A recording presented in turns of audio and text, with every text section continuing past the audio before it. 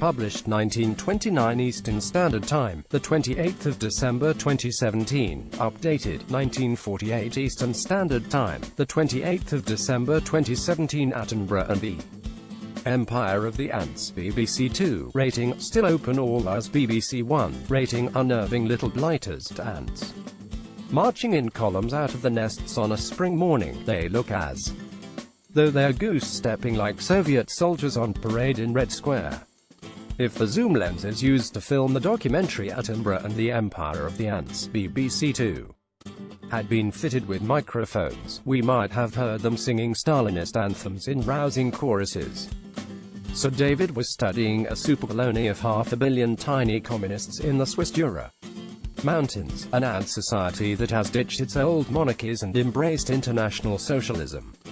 Sir David was studying a supercolony of 500 million tiny communists in the Swiss Jura Mountains, an ant society that has ditched its old monarchies. Infrared cameras wriggled into the nests, watching the ants as they hibernated or labored in the reproduction chambers. Queens no longer rule these ant hills. Instead, they have become slaves to the workers, who force them to breed in underground egg factories. All the old boundaries between nests have been swept aside. Like cities linked by a grid of motorways, thousands of ant hills are now connected by trails through the spruce forests. The colonies trade in reserves of antiseptic tree resin, which fends off disease. Sir David hailed all this as a giant leap for insect evolution. That's the problem with scientists, they are so excited by the discoveries that they can't see the looming disaster. If all the world's trillions of six-legged socialists join forces, we'll be facing antmageddon. Luckily, we've got technology on our side, and this one-off documentary was laden with it. Infrared cameras wriggled into the nests, watching the ants as they hibernated or labored in the reproduction chambers.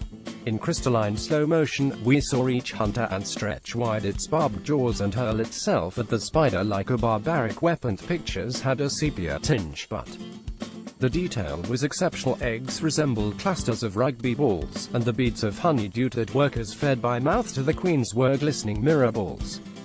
Tiny lenses from mobile phones, arrayed in a Meccano contraption that the film crew nicknamed Frank, panned over the ant hills and through the grass to give us an insect's eye view. The secret life of 5-year-olds on holiday, C4, was essentially one long plug for the sponsor, a travel company whose name flashed up everywhere.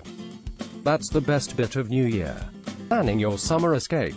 But the most striking moments came during a hunt among wildflowers, when a posse of ants gave chase to a panicking female spider with a bundle of eggs clasped to her abdomen.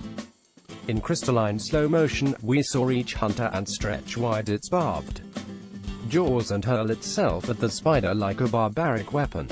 Once one hit home, more piled in, until the spider was torn apart. Sir David described the killers resembling a pride of lions taking down a buffalo. But lions sleep after a hunt. The ants just kept killing.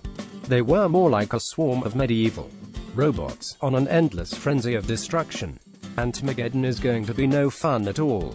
When the ants take over, the last place on Earth to hear about it will be the Yorkshire town where Granville David Jason runs Arkwright's Corner Shop in. Still open. All Us. BBC 1.